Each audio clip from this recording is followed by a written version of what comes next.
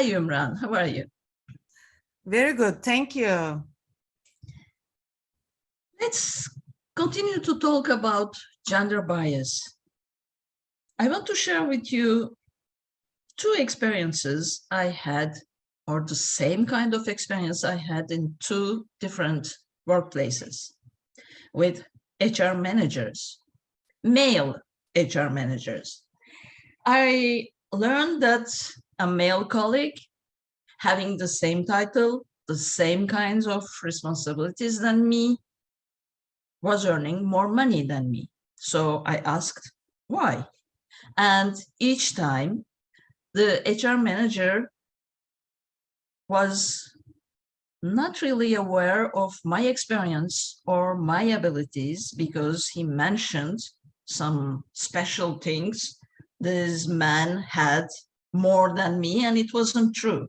So I think that it was a form of unconscious, what we call unconscious or implicit bias. What do you think about it?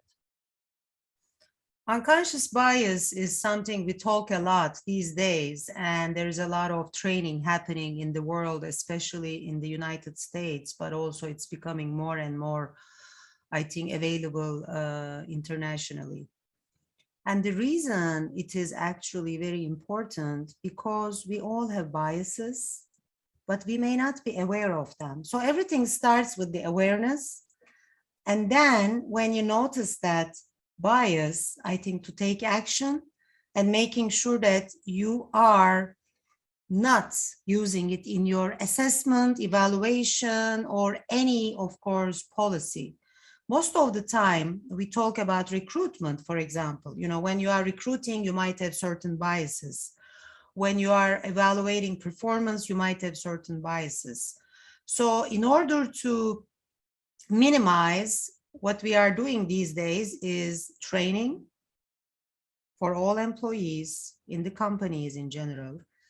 And then if you look at the pay specifically, pay equity is becoming a very important topic in the companies and how you approach it. First of all, you have to measure it. You have to demonstrate that you have or you do not have gaps. If you have gaps, then you have to take actions in an ideal world. So we are not talking about pay equality, but pay equity. Why we are talking about equity specifically? Because pay is not related to the job only where you are sitting, but also the experience, the performance, location. So there are many other factors. So when you do really a very scientific pay equity analysis, you have to consider all those attributes and make sure you see in the system if you are paying, you know, in an equitable manner to both, you know, genders, but also ethnicity wise, if there are any differences or not. So advanced systems today are using these type of analytics. And then in this world, the HR manager will have more answers, appropriate answers based on data. So that's where the world is going. And I want to make sure that most companies actually jump on the wagon and make sure they have the right answers for people like you, curious and rightfully asking these questions. Can we call these two HR managers together, Imran?